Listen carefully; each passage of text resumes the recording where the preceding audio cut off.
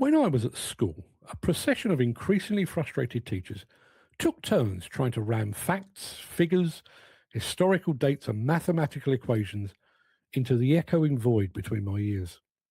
Despite my resistance and indifference, they were at least partly successful. I never did master fractions, but I have a pretty good grasp of grammar and spelling that has afforded me, and continues to afford me, a living. I went through that same process at college, and even though most of it proved utterly useless in my adult life, many of the things I was taught remain filed away in the darkest recesses of my brain, just in case. Pretty soon after, I went through journalist training. I learned a lot. In fact, I probably learned more during that period than any other time of my life. And what I learned, I now use daily. I know much of what I write and say sounds like the ramblings of an angry old man, but I can assure you that underlying that anger is a proper journalistic foundation. But having been through school, college, and journalist training, my learning largely stopped, kind of. I'm an avid reader, and I've an innate curiosity coupled with a very short attention span. So as a result, I can be easily obsessed with a single subject, but for a very short time. It was sharks a few weeks back. It's the poetry of Walt Whitman today. Probably be something else in a few weeks' time. It was only when I embarked on my accidental career as a live streamer that I really tried to learn anything new, something that would move me forward and shift my career needle. And I see that mirrored in the demolition and construction industry. There's a mad scramble to attain the requisite qualifications to get a start on site.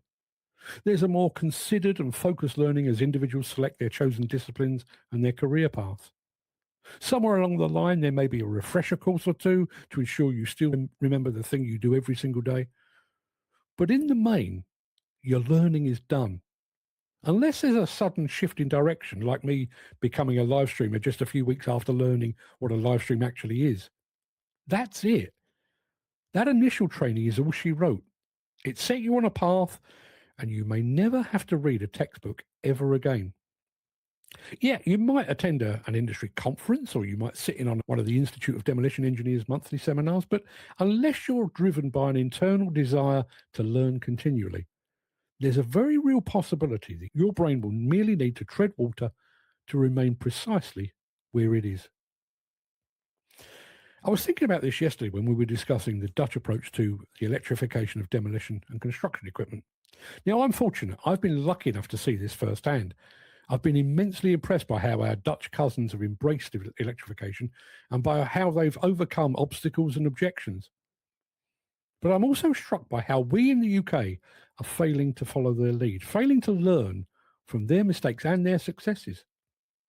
We can fly to Amsterdam in a little over an hour. Christ, I could drive there in under 7. The Dutch are extremely accommodating, and there's no concern about language barriers. In my experience, most Dutch people speak better English than I do. So that knowledge is right there. It's on our doorstep. It could lead a UK business down a new and highly lucrative path if only we would reach out and grab the opportunity. And this issue isn't isolated to the subject of electrification.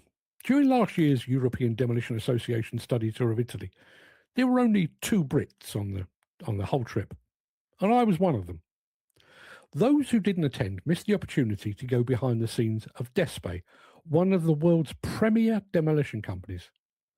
That was surely a once-in-a-lifetime opportunity to learn from the very, very best. It was like Accrington Stanley being granted access to the Real Madrid coaching school. In addition to Despe, the trip took in several of the world's best attachment manufacturers. Another opportunity to see world-class equipment in the iron, to meet with the designers and the manufacturers. And above all, it was an opportunity to learn. And it was an opportunity squandered. If I want to know more about electrification, I'm looking to the Dutch and the Swedes. If I want to know more about regular attachments, I'm looking to the Italians. If I want to understand big attachments, I'm consulting the Japanese and the Americans. And all of that information is out there, and much of it is available free of charge. Failing to take advantage of that information is like owning a library card, but never actually visiting the library. Whether it's through laziness or arrogance, It's crazy and misguided to think that any of us knows it all. Whatever your field of endeavor or specific discipline, I guarantee there's someone out there right now doing it differently and quite possibly doing it better. Literally, as we speak, the future of our industry and the future of your job is being written in the Netherlands, in Italy, in America, or in Japan. But for us to learn what that future looks like, we need to be willing to pick up the book.